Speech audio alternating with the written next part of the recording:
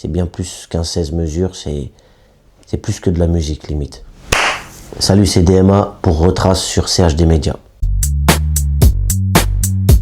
Force à ceux qui ont pu perdre la vie, force à ceux qui en ont une mais qui se permettent pas de la vivre. 100% Humain Vrai, c'est mon premier album. C'est mon tout premier album qui à la base n'en était pas un, puisque j'étais encore dans une période où je faisais beaucoup de morceaux. J'ai sorti un premier projet quand même avant qui s'appelait Rien n'a changé, qui était un EP de 8 titres, si je dis pas de bêtises. Et suite à ça, je continue à faire des morceaux. Je voulais faire un deuxième EP qui s'avère intitulé 100% Humain Vrai. Et en fait, j'étais dans une période intense et profonde dans ma jeunesse, si je peux dire ça comme ça.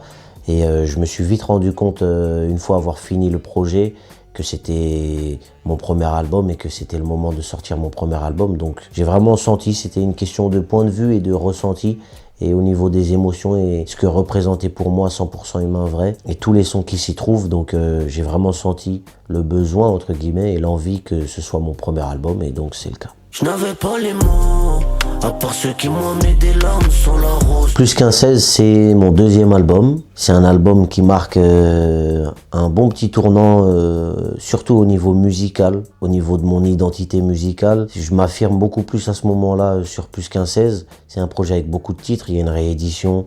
Au total, l'album plus la réédition, ça fait 16 morceaux. Donc c'est un projet qui me tenait beaucoup à cœur à ce moment-là, qui représentait beaucoup pour moi, qui illustrait beaucoup la période dans laquelle j'étais. Et musicalement, j'ai senti que c'était un petit gap en plus. Il y avait vraiment cette thématique-là, plus qu'un 16, c'est plus qu'un 16, c'est une histoire, c'est mon histoire, c'est ma vie, c'est mes émotions, c'est ma musique. C'est bien plus qu'un 16 mesures, c'est plus que de la musique limite. C'est une vie entière, donc il y a vraiment eu un gap, je trouve. Moi, je l'ai senti et je l'ai vécu comme ça au niveau musicalité, interprétation, texte aussi beaucoup. Je voulais juste un été ensemble, aller où ça nous ressemble. Juste un été ensemble, c'est, je dirais, le premier projet où je sens vraiment que les gens commencent à s'attacher à mon univers, pour le peu de gens qui m'écoutaient à ce moment-là, entre guillemets.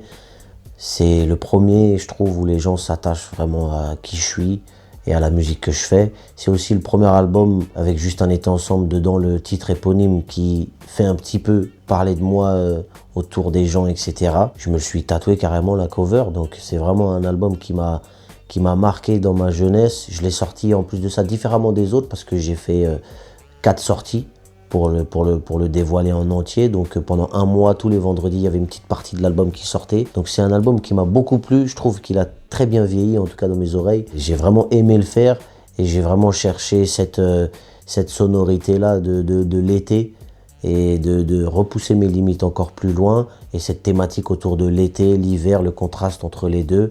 Et donc vraiment, j'ai pris beaucoup de plaisir à faire cet album. Je suis allé chercher assez loin, mais c'est un album qui me tient beaucoup à cœur, et je suis très très fier aujourd'hui qu'il soit dans ma discographie.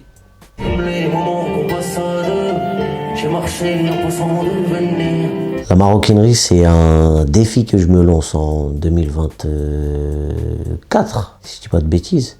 Fin 2024, je décide de me lancer dans le défi de remplir la maroquinerie. Donc c'était une aventure complètement folle, pas connue du tout, artiste émergent, encore aujourd'hui d'ailleurs. Moi, je suis un grand rêveur, et tout ce qui me paraît impossible, ça me plaît. Donc je me suis lancé ce défi-là, j'y ai cru jusqu'au bout, et c'était un moment exceptionnel. J'ai rempli la maroquinerie à 19 ans à peine, je venais d'avoir 19 ans. C'était, je pense, l'un des meilleurs moments de ma vie, et je regrette rien du tout. C'était la meilleure décision de ma vie jusqu'à aujourd'hui. Elle est belle à mourir. J'approche de la vingtaine, c'est l'album qui sort juste après la maroquinerie, 3 jours après, si je dis pas de bêtises, quelque chose comme ça, ou la semaine d'après. C'est un album très important pour moi, parce qu'il représente toute ma jeunesse et comment j'ai grandi, comment j'ai évolué et qui je suis. C'est un pied-à-terre, entre guillemets, à ce moment-là, c'est un checkpoint sur plein de choses que je comprends, que j'apprends, que je vis.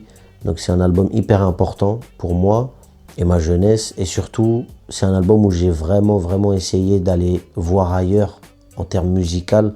J'ai essayé d'autres sonorités, le jazz, ce que j'avais jamais testé avant, le R&B un petit peu, vraiment des sonorités différentes, d'autres couleurs de la musique au niveau des instrumentales. Je suis très content de cet album parce que j'ai réussi à faire d'un album quelque chose que je maîtrisais pas du tout avant et que j'avais jamais testé.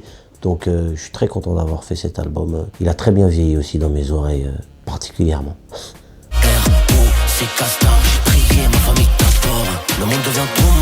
Cœur de Lion, c'est le meilleur album de ma vie jusqu'aujourd'hui. Hein. C'est le 5e, donc j'en suis très fier. C'est un gap parce que il a une authenticité, une particularité propre à lui-même. Parce que c'est aussi la première fois que je crée tout un album entier de A à Z sur mesure, avec des compositeurs, avec eux en direct. On partage ces moments-là ensemble.